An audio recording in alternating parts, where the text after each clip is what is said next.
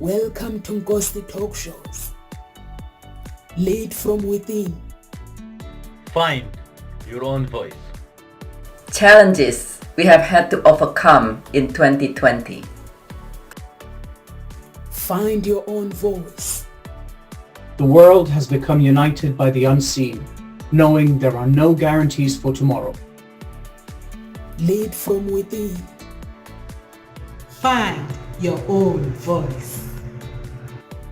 Let the world hear your voice and be filled within. For the day has come for you to be a great leader.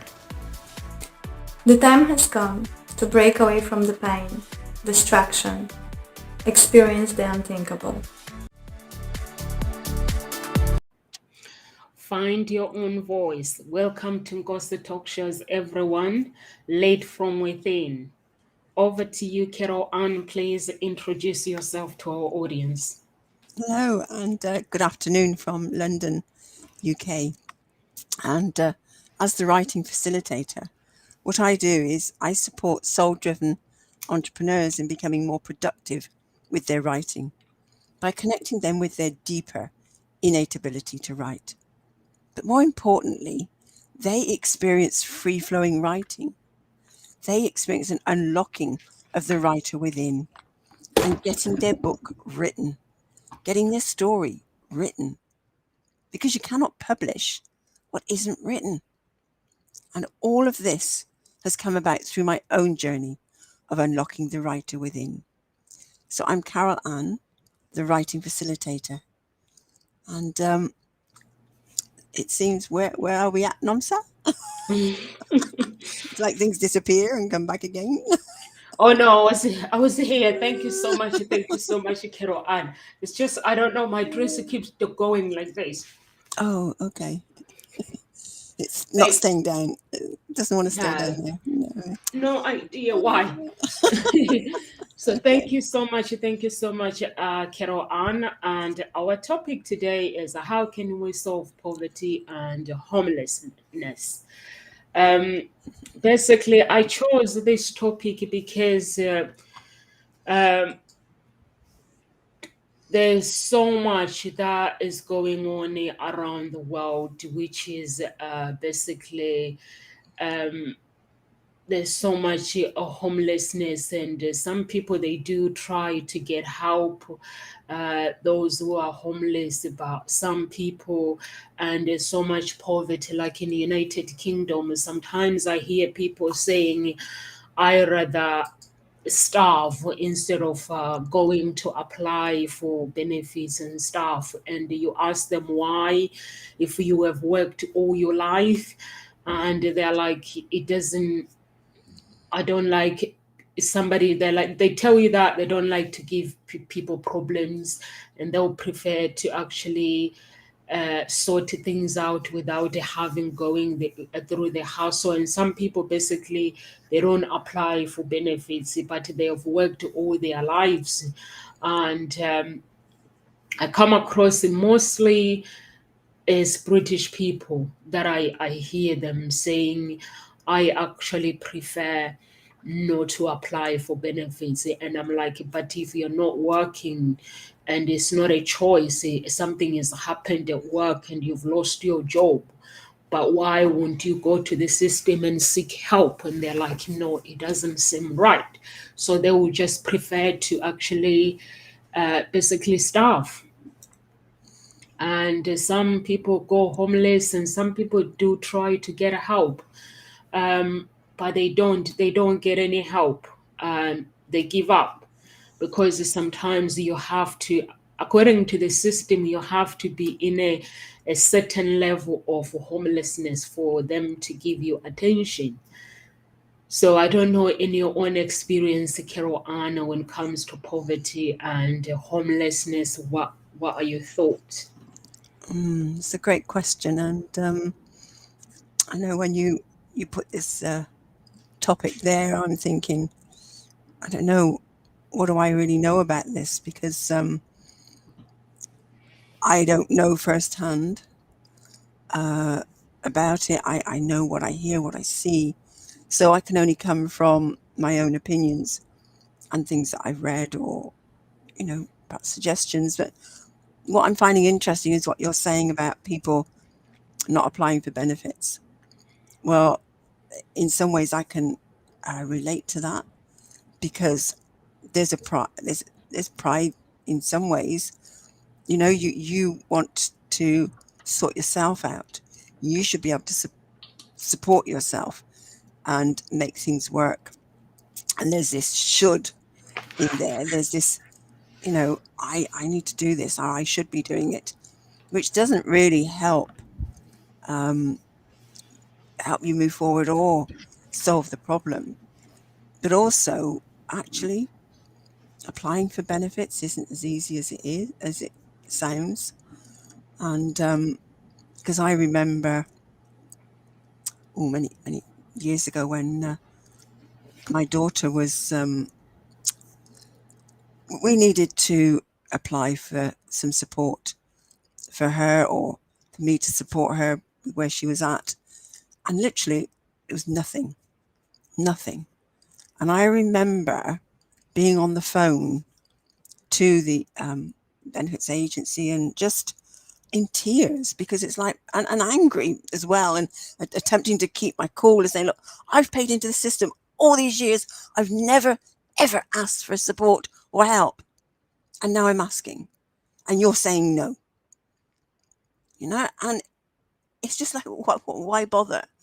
But actually what I found was that I ended up speaking to different people over a period of time, and none of them really knew the ins and outs of what they could or couldn't give you or allow you to have. It's so complex and so complicated. And then I ended up finding somebody who said yes, and we were able to get something, and mostly it was no, but it was such a frustrating time that it's any wonder that people give up, to be honest. And is that indignation that you pay into a system, and when you really need it, it's not there for you. So there's something there that really needs to be looked at. And but in terms of what has people end up in, you know, homeless, there's so many different factors. And there I often hear myself going, or as I was looking at this topic, thinking, but there, for the grace of God, go I. Because there was a moment in my life where literally I was sitting in the local pub back garden, just around the corner from where my house was. I had nowhere to go. I had no house anymore. My house had been repossessed. I had taken myself to that point because I couldn't afford the mortgage. I hadn't paid the mortgage. I literally turned a blind eye, hadn't looked at all the letters, hadn't faced up to it, you know, hid my head in the sand, so to speak, but because I couldn't see a way out. And yes, the bailiffs came to my house, and I was literally out there on the street. I was fortunate. I had family and friends that could support me in that moment. And so I did have somewhere that I could go to. But many don't. And it's not always through a fault of their own. You know, things happen. And I remember speaking to a homeless person once, many years ago in London, sat on I can't remember which bridge it was I was walking across, and he was sat there, you know, begging for money. And I just had a conversation with him and sort of asking him how he'd got to this point. And literally, it was just a series of different events that ended up, you know, no job, no money, no house, relationship just falling apart, and literally was there and needed money. And of course, you can't apply for benefits if you don't have an address to put down. So they're sort of caught in this catch-22 situation.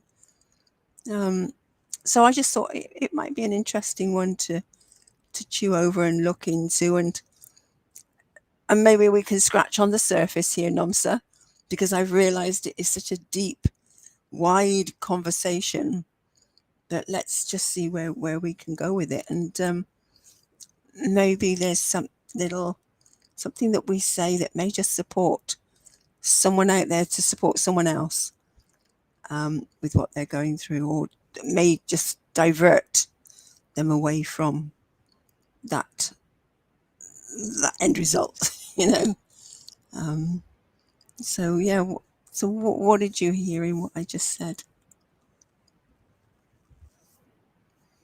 I actually, what you just said is when you were sitting at the pub and you were homeless and you basically you didn't have anywhere to go, but you were lucky because your family took you in. And I believe that there are some people, they have had to go through that situation where basically they've worked all their lives and all of a suddenly the houses are repossessed, or basically life-changing situation where somebody loses a job and they lose everything at the same time. But some people don't have families. I remember there was a girl that when I was passing through and on the middle of the road, and I was like, why are you with your clothes? Why in the middle of the road? Basically, she's trying to pick everything, and she was like, basically, I've just been thrown out, and I haven't got anywhere to go. And remember, we're ringing the system. Basically, she needs help, and when somebody needs help, if you have somewhere to put them, you put them, and then you ask questions after. And so basically she couldn't go, and she couldn't get any help. So I remember saying, okay, me and my daughter, we can have you if you want to. So she came and stayed with us until she got one of the family members came and pick her up. But at that moment, basically for me, it made me realize that actually, if somebody has worked all their lives and the system says that the benefits are for everyone and those who are in need, but when those people are actually in need and they really, really need help at that moment, and that moment it needs so many questions, so many. Do you have an address? Obviously I'm not going to have an address if I'm homeless. I don't have an address, so obviously. But the good thing is there are some refugee, but it's knowing where to go, those kind of places like the refugees places, or there are some emergency places where you can, if you know them, if you can contact them, then they can put you up. And but if somebody doesn't know information, those kind of information, then it becomes a problem, because that's when that somebody can become homeless and end up staying on the street. And when you stay on the street, is it safe? If for a woman to stay on the street, it's not safe. If you have, but now they basically they prioritize people with children, I think.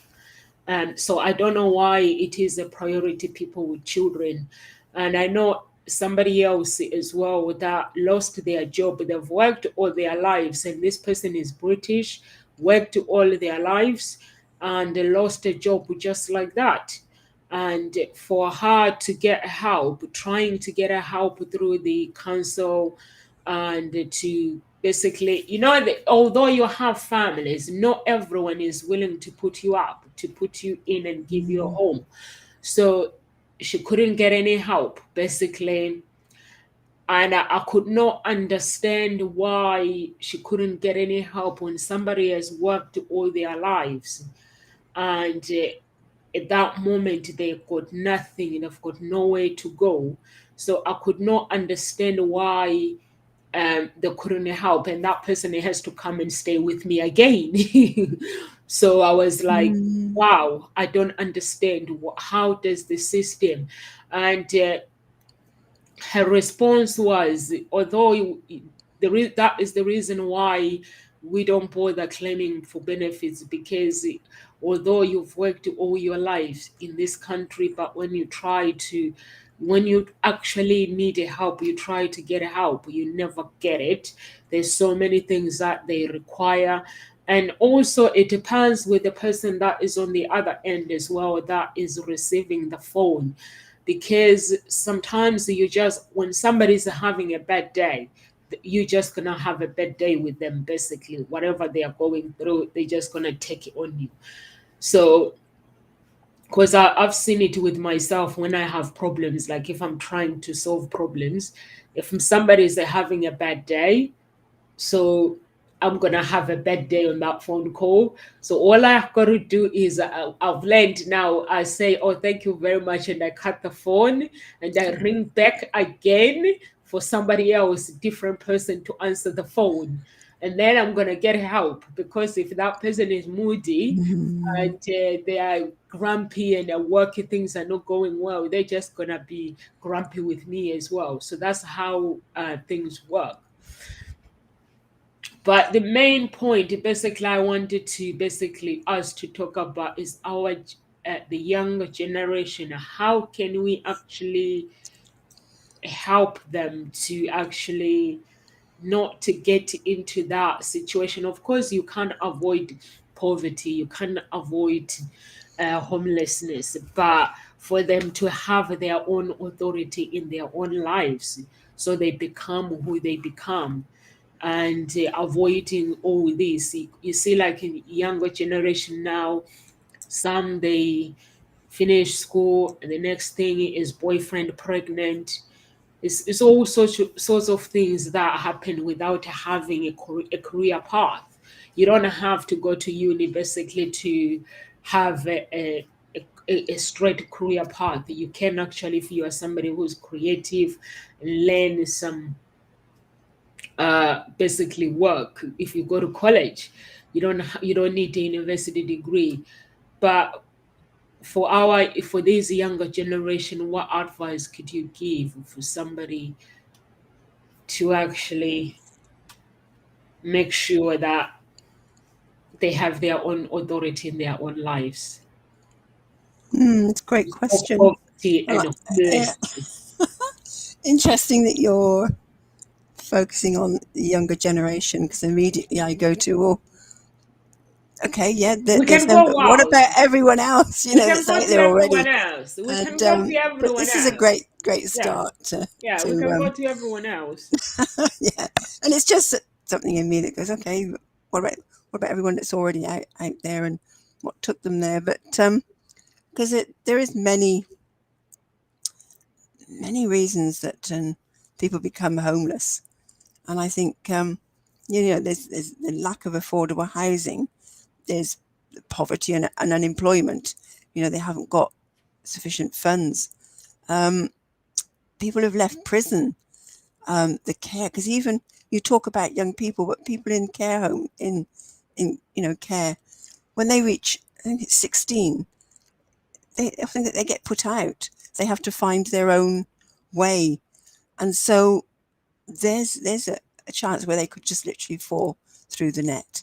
People that come out of the armed forces with no stable home to go to,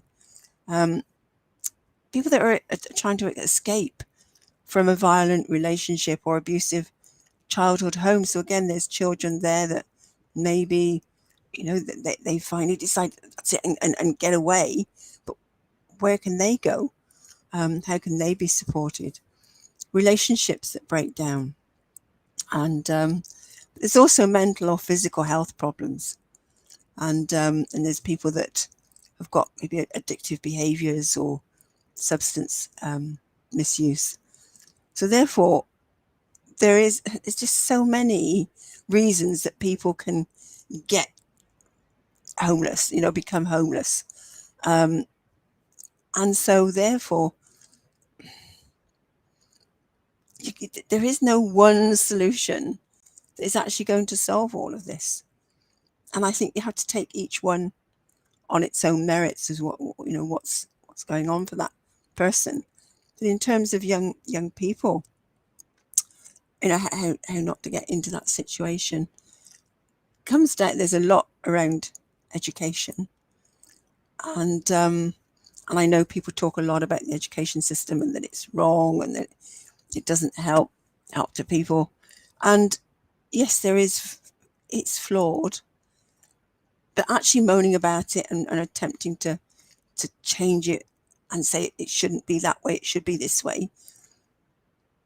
It's how can we help people to become learners rather than we need to change the education system. Twist things around a bit. Enable them to understand the lesson that is there before them, because that is part of life's lesson. So it isn't necessarily the subject that's being taught to them in that moment. It's actually what is going on, whether it be how the teacher is showing up for them or how their peers are showing up for them. You know, if they're being bullied or they're not, there's other things that they're not, you know, comfortable with. And there is the lesson for them to be learning. Because people that show up as bullies, or even how teachers can show up sometimes, that they say, you know, make you say, well, they're not a good teacher.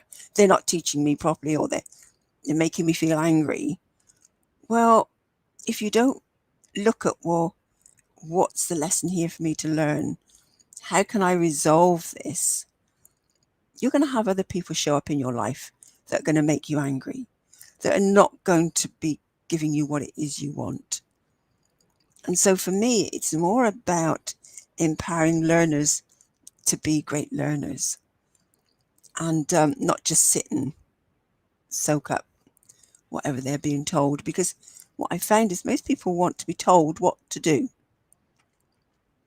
And then when things go wrong, it's like, well, you didn't tell me to do that, or what you told me was wrong. Well, again, it comes back to everybody has their own journey here in this life. Everybody has their life lessons to learn, and they're not all the same. So how can someone's solution for their journey, for their life's lessons, be the solution for another person?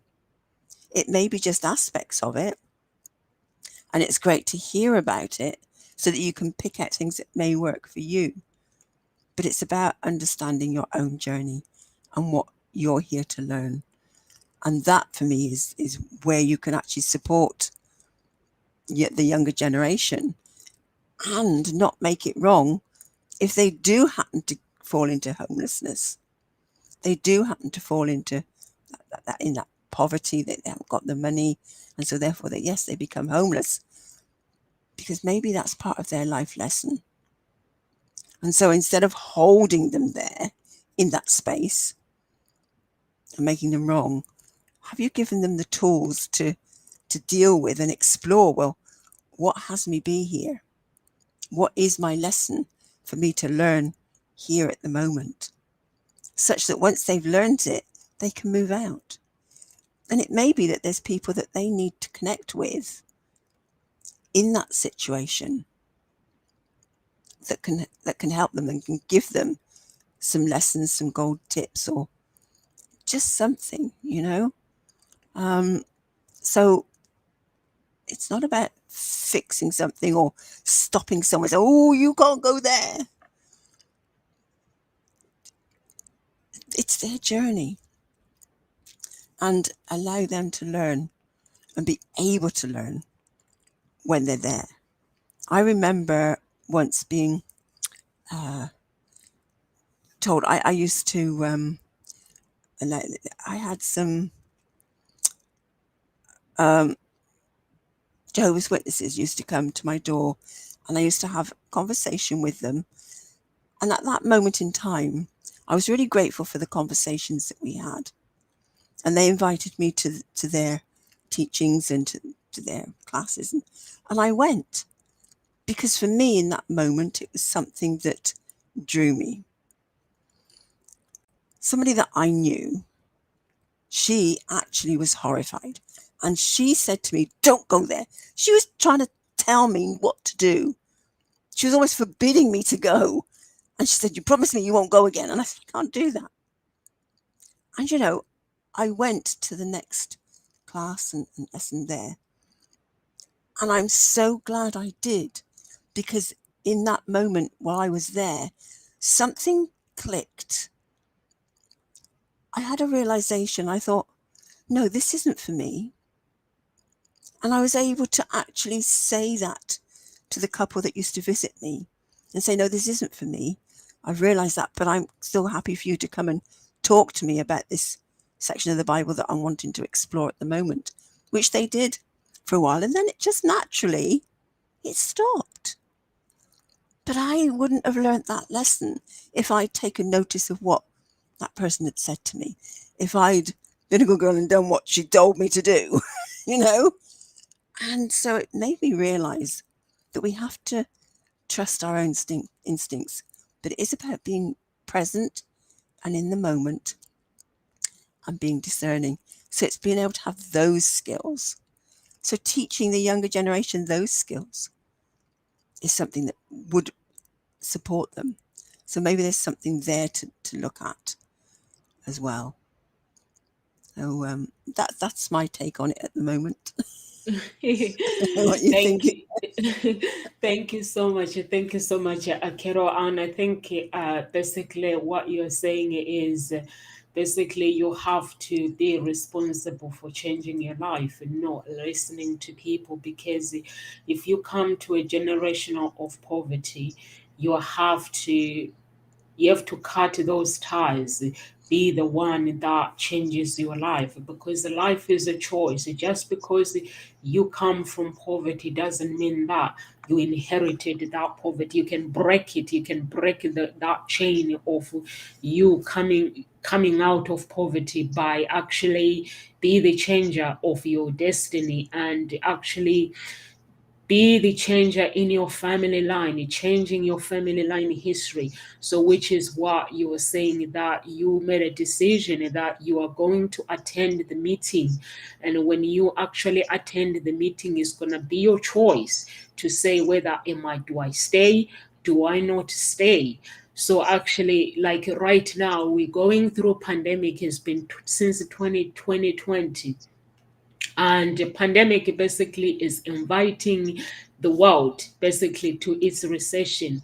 So it will be up to somebody as the individual's choice to say, okay, I'm going to accept this invitation of poverty or the invitation of recession, or I'm going to decline it and look at the ideas of how I can actually be the changer. Because through every situation there is a solution. So instead of going for coffee and listening to people saying, oh, pandemic this, pandemic that, you could just stay at home and doing some books and reading and giving up the kind of a thinking. People have a different kind of thinking about when it comes to wealth. It is good to be wealthy, but there's some wealth that basically, when you listen to the Bible, God says you cannot serve both money and Him. But what He is saying basically, if you get rich, you have to look after the poor. Basically, the poor is his people that he wants you to share your wealth with and be a giver. No, like he doesn't want people to be borrowers. I don't think he wants to be borrowers. He wants people to be lenders.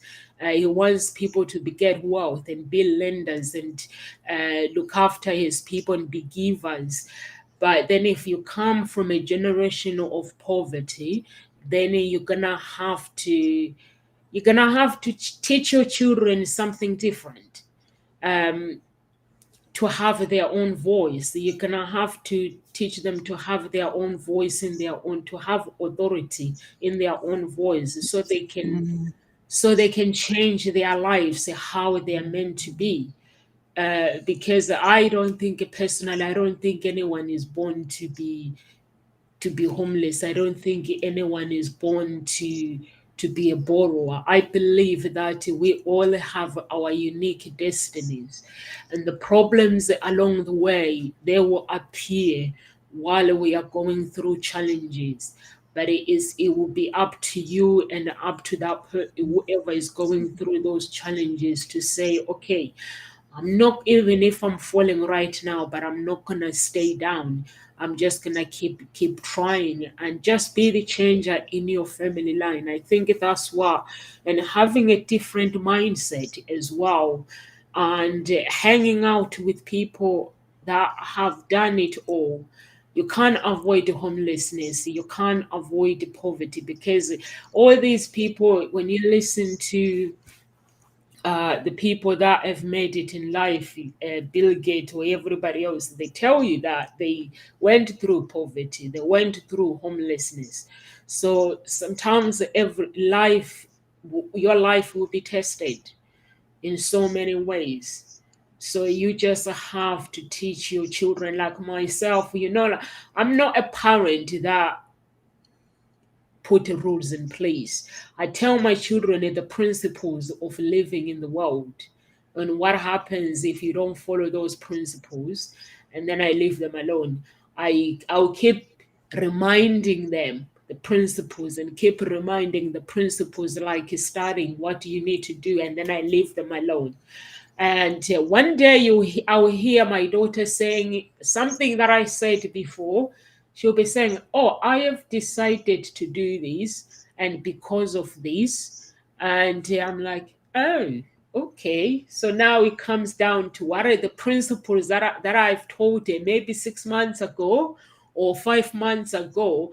So sometimes as a parent, you might think children are not listening, but they are actually listening. They pretend to ignore, but they're not. So you have to be a parent that basically not a nagging one, because when somebody is being nagged, they don't want to hear anything. They don't put that in their mind. So you have to be somebody that puts the message out there, so that the children knows what's going on, and they know that life is not as simple, as straightforward as everybody thinks, and not scaring them off, but explaining the principles and everything, so they understand what is going on in life. So it does help. Like my daughter, she was talking to me before about the subject, that this. So I said to her, why don't you actually work on your subject, not because you like the teacher or not because you don't like the teacher, just focus on studying and just become who you want to become.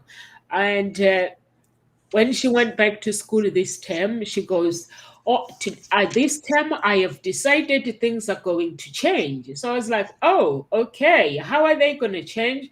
I'm going to get good at planning my my things, and I'm going to get good at working, improving my subject, getting better results." So I was like, "Okay." And she was telling me that this year my daughter's name is called Hope. She goes, "This year is a different Hope, not the one that you know when it comes to school." I was like, "Okay, this sounds very, very exciting." So I was like, I'm looking forward to hear this more. And she was like, so basically she comes back and then she'll be saying, "Oh, I did this at school," but before she'll be focusing on the teacher that she doesn't like. Like, "I don't like this teacher. I don't like." I was like, instead of you not liking the teacher, why don't you just forget about following everybody else and just enjoy your studies? Because if you go to like English lesson and you feel that that teacher, she's not nice or whatever, you're not there for her. You are there for learning. So just focus on your study and let that teacher teach you what they know. So she's decided, she ignores me anyway, but then this time she decided she's going to take my advice and focus on becoming best. So I was like, okay, I like the language of that. So I don't know what you Yeah, think. that sounds good. And actually, what you're saying, yeah, you can talk to children till you're blue in the face, but the best way for them to take on board what it is you're talking about and what you want them to do is what it was what Gandhi said, wasn't it? Be the change you want to see in the world. So whatever it is that you're wanting your children to do, you lead by example, because they will follow your example. It's not about what you do. Sorry, it's not about what you say. It's about what you do that they copy. And so if you can lead by example, that's where they will pick it up. So you walk the talk. You don't just talk it. And that's where, yeah, it seeps in. But just having those conversations, telling them about it, it drip feeds and sows the seeds. But then them seeing you actually living that way helps them to go, and take it on board. And for me, that's the most important thing. And because I remember, I think I grew up in a world where they used to say, don't do what I do, but do as I say. You know? And to me, that was like, oh, what? Confusion. I used to get quite cross about it. But yeah, it was like, Do don't do as what I I do, do as I say. say. And it's like, yeah, so I was wondering how many other people sort of grew up with those teachings, that philosophy, that sort of way of being brought up. And that's the change that needs to happen or come be fed through. Yeah, so that they can do as you do, because it is what you're saying as well. You're living what you're teaching. And I was interested in what you said about sharing your wealth and God saying about be lenders, or Jesus saying be lenders but not be borrowers. Well, to me that's a little bit of something doesn't sit right, because if you're lending something to someone, you're making them a borrower, so they're automatically becoming a borrower. So how can you not be a borrower if the teaching is to lend? So for me there's some conflict there. In terms of sharing your wealth, actually just giving out money doesn't support somebody to get out of the situation they're in. It's just a one-time fix. It's like they say that actually addressing the symptomatic problems of homelessness or even poverty, somebody not having money, it just supporting them in that moment by maybe giving them some money. It can help for a moment, but it won't fix the root cause of an individual's circumstances, what got them there. Because yes, you can give them all the money in the world, but if they don't know how to manage it properly, they'll only end up back where they were. So again, it's about being able to be with money, manage money, and focus on paying your bills, or not. It is about having more coming in than is going out. Because if you're in that situation where more is going out than coming in, yeah, that's the road to disaster. So it is about being able to manage that money and recognize what may be limiting beliefs that you have about money. Things like I used to say, oh, money's not my friend. Well, if it's not my friend, then it's definitely going to be my enemy, isn't it? It's not going to work for me. And or it's always working against me, or this sort of thing. So recognize the beliefs and the phrases that are said as you grow up, and where what you're saying to yourself. And again, there's things you can shift there. One thing you can do by sharing the wealth, though, because yes, if you have been fortunate to make a lot of money, share it, but share it through ways that actually support somebody to come off being homeless and can stay off it and then live their life. And something I saw was there's buses for homeless that is being done in London, where they're using the old red double-decker buses, and they're creating shelter there for shelters 16 people. But it's not just giving them a place to live in that moment. They actually give them vocational and life skills training. They look at their health and well-being. That's also looked after. So those are key things that are really important, because if you can give them that training and life skills, then their need for that other support of being given somewhere to live, they can go and find somewhere for themselves. They can get a job, they can get an income. Something else I saw, Change Please, is a program that's, what they do is they're training homeless people to become baristas and work in their fleet of mobile coffee stores. So they're giving them something to do, some way of earning an income. They're training them, they're giving them some training, some skills, so they can support themselves. And something I saw that Mother Teresa said, which I thought was so beautiful, is we think sometimes that poverty is only being hungry, naked, and homeless. The poverty of being unwanted, unloved, and uncared for is the greatest poverty. We must start in our own homes to remedy this kind of poverty. And I thought that it's about showing someone they're wanted, they are loved, they're cared for, helping them to feel cared for. And so those two schemes, I'm sure there are many others that are popping up, but schemes like that are something where you can share your wealth. And it may not just necessarily be money. You could share your wealth of knowledge and skills that you have to support a scheme like that. Don't always think it's money. There's your time and your skills that you could put into this.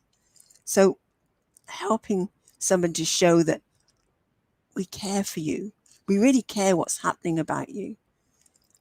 Do you not think that that would then be key to somebody starting to feel good about themselves, wanting to continue that upward trend, and so look after themselves? So for me, there is that, walk the talk as a parent, not do as I, don't do as I do as I say. It's do as I do because that's what I say, do what I say because that's what I also do. Let's get that right the right way. And just recognize it's not always about money. There are other ways of supporting somebody to help them get out of that downward spiral, because it does become it's like a trap, and it can feel like or seem like it's somewhere you can't get out of. And so it's helping someone to see, ooh, look, there's a glimmer. There is a way out. So that's something else to look at as well.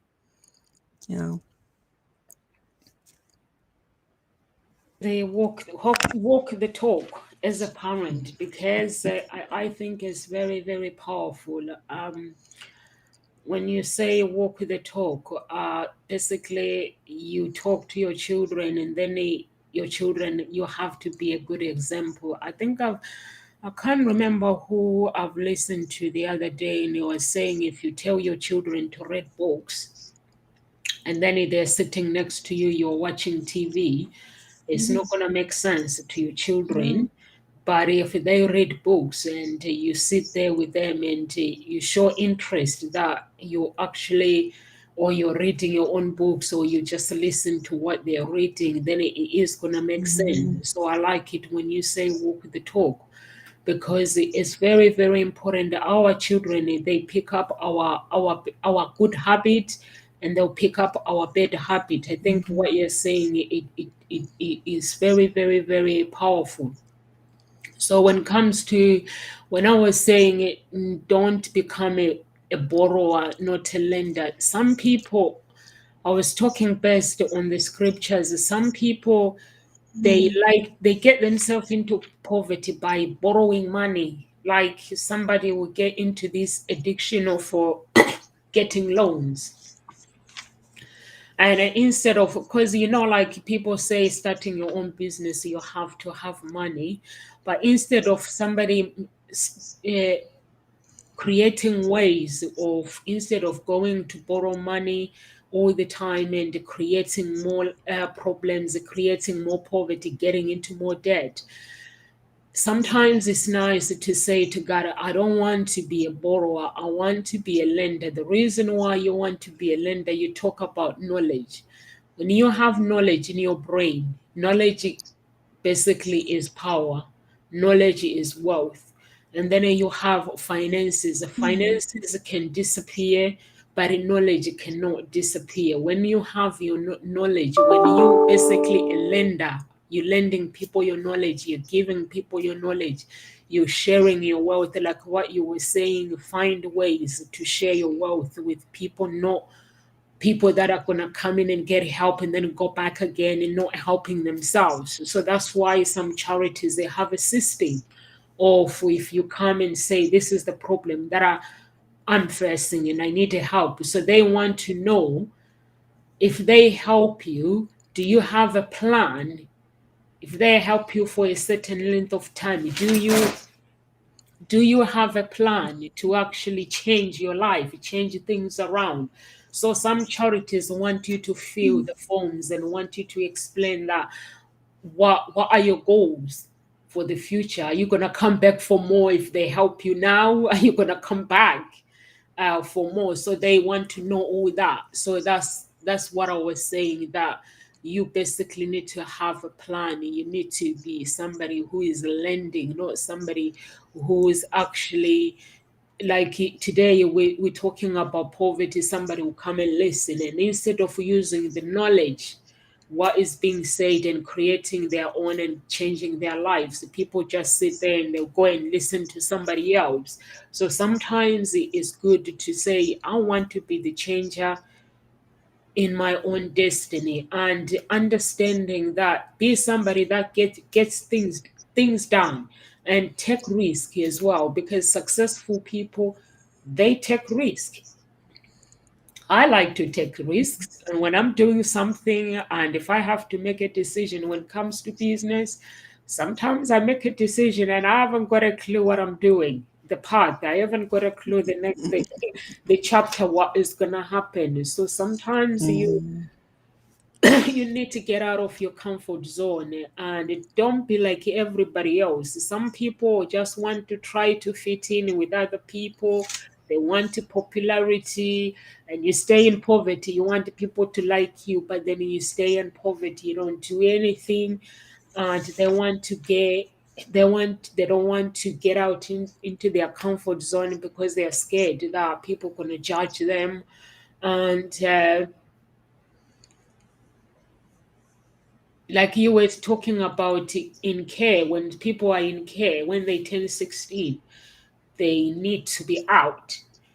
So I'm not sure if in care they have a system that they help people, like to set goals for somebody to help them, or they just go and find them a house and a job. I'm not sure the system, how it works.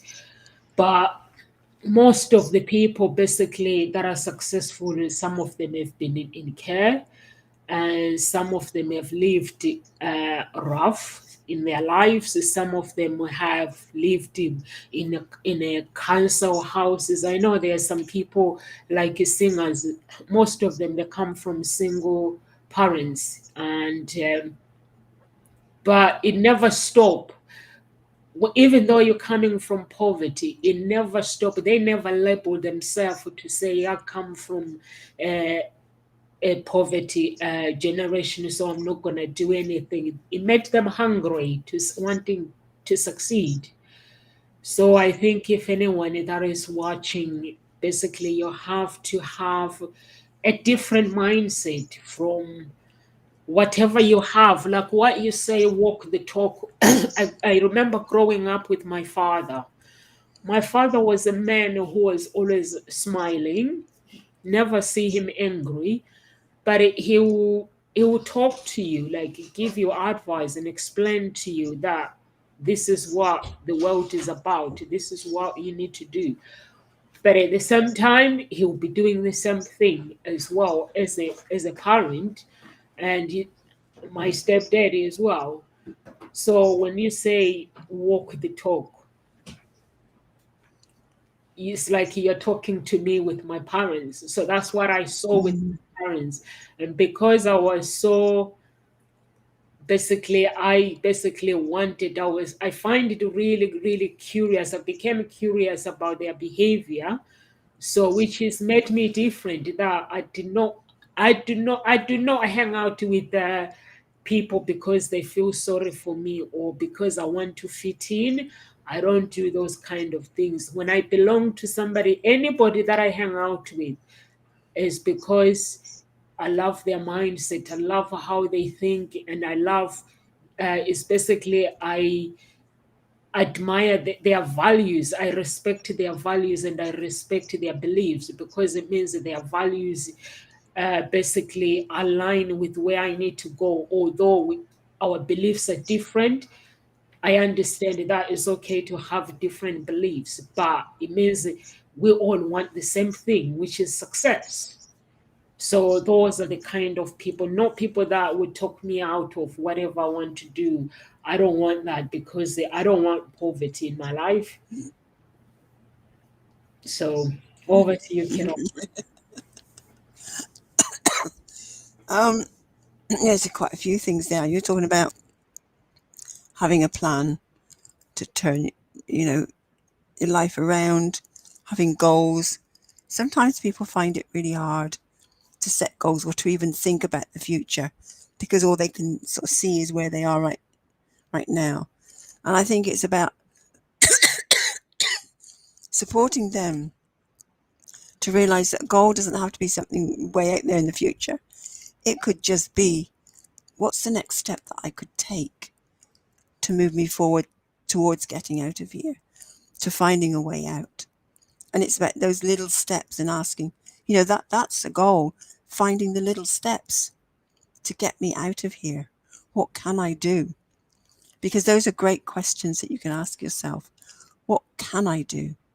Rather than sitting in, well, I've tried this and I've tried that and it's not working. What can you do? And it's asking those questions and then going, well, what else could I do?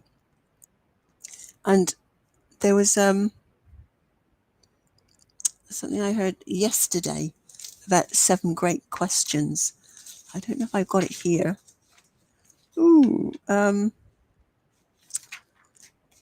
It's here somewhere. Sorry, hang on a second. It's just come to mind. And I think this is something that people could actually, the 7 powerful coaching questions by Michael Bungie.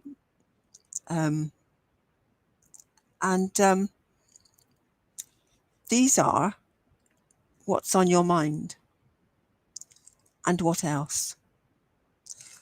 What's the real challenge here for you? What do you want? How can I help?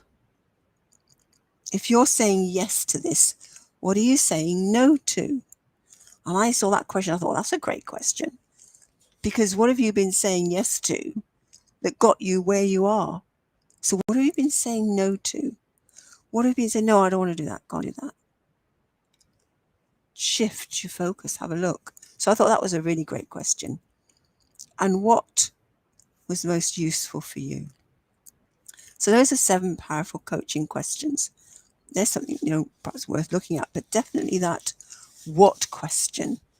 what can I do? What could I do that would help move me forward?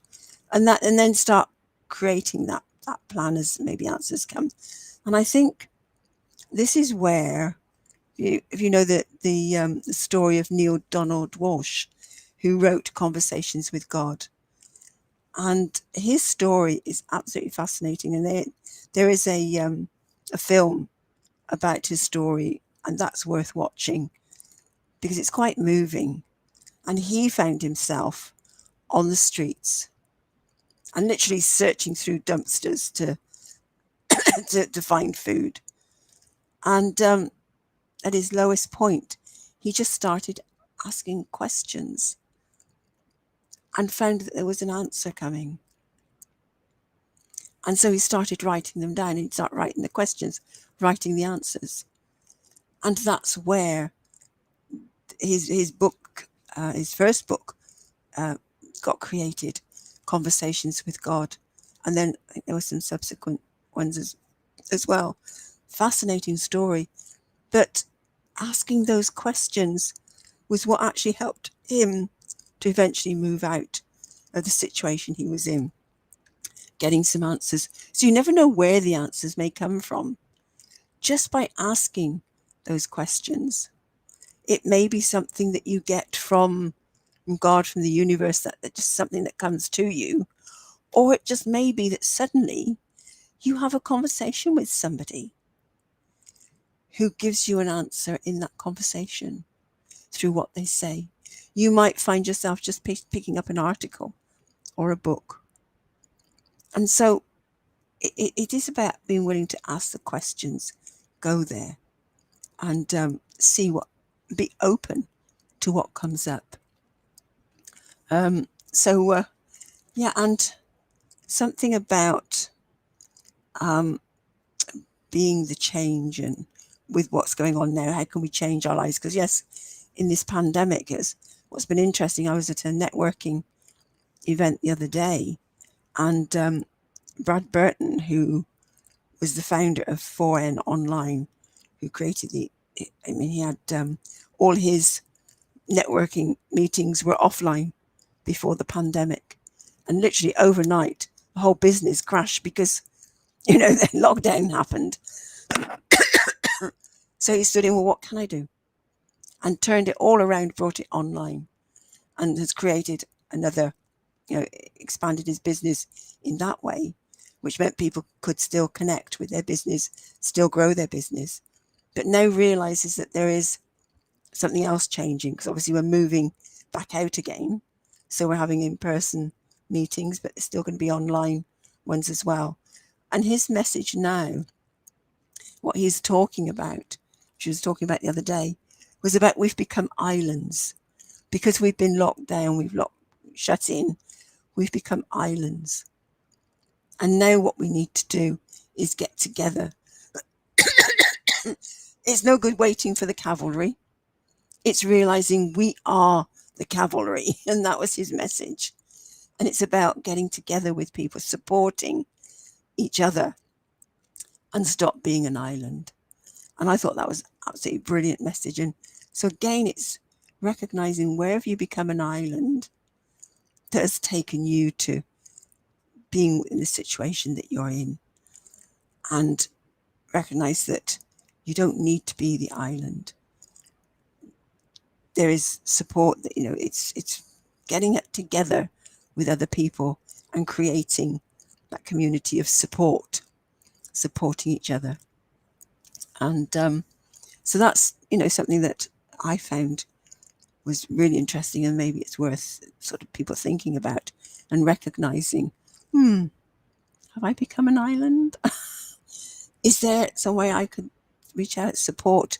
Is there other businesses that I could start talking about and supporting, and the support can come back the other way? And it is that collaboration, getting together, creating teamwork. And that was something that I think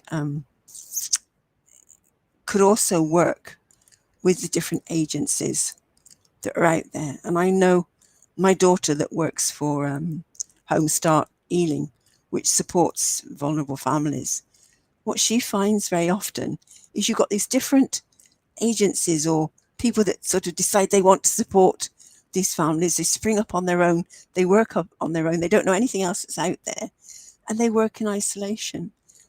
But if they just got to know what was already out there, they could support each other in different ways. And she's great at collaborating. She's absolutely amazing at finding out who else is supporting these families and what they can do, what's their unique part of support, and collaborating. And it's about bringing agencies together so that you know who's out there, who else can support these families or people in this situation. And so yeah, organizations, agencies need to learn to collaborate and to get to know who else is out there and get connected, work together, not in isolation, because that doesn't work. It works. So it doesn't. It's not that it doesn't work. It works to a point.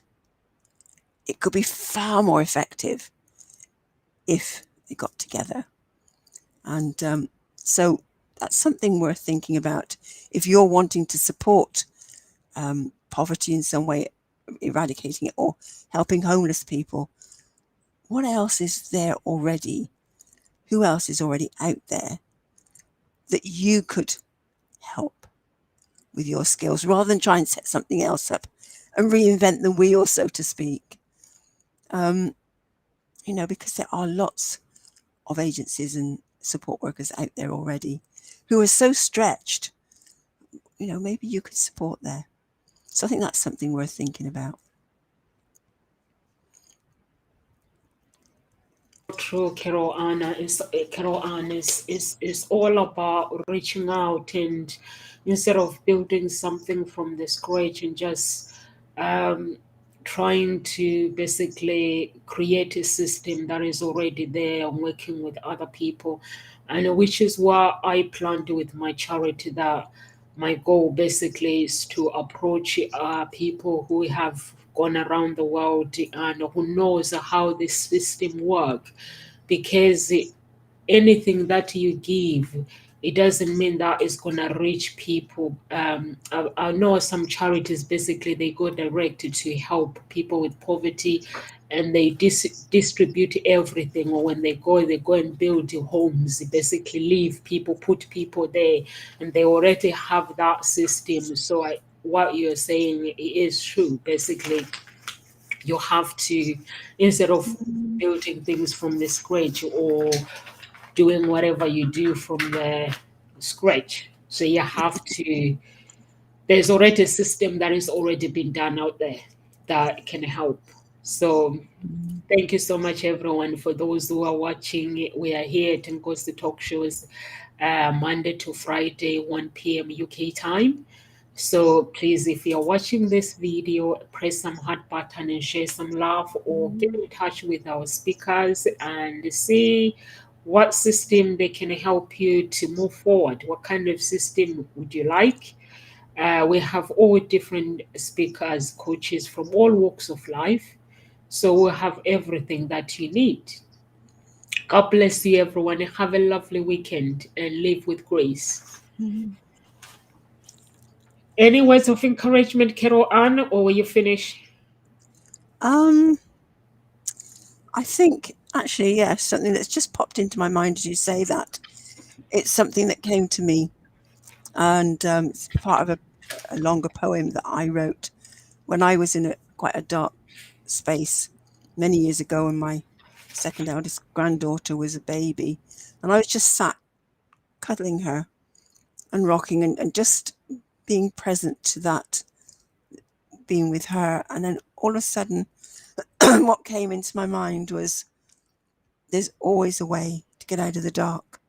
No matter how black, no matter how stark, there's always a way to get out of the dark. And that helped me through, that period of time and beyond, because I was always quoting that to me. I mean, there's a lot more to the poem itself, but that those few lines there really helped me. I just kept thinking of that, and that's what kept me going in that moment when I was feeling really in a dark place. So yeah, just remember, there's always a way to get out of the dark. No matter how black, no matter how stark, there's always a way to get out of the dark. Thank you. Always the way. Thank you so much, Carol Ann. Have a good weekend, everyone.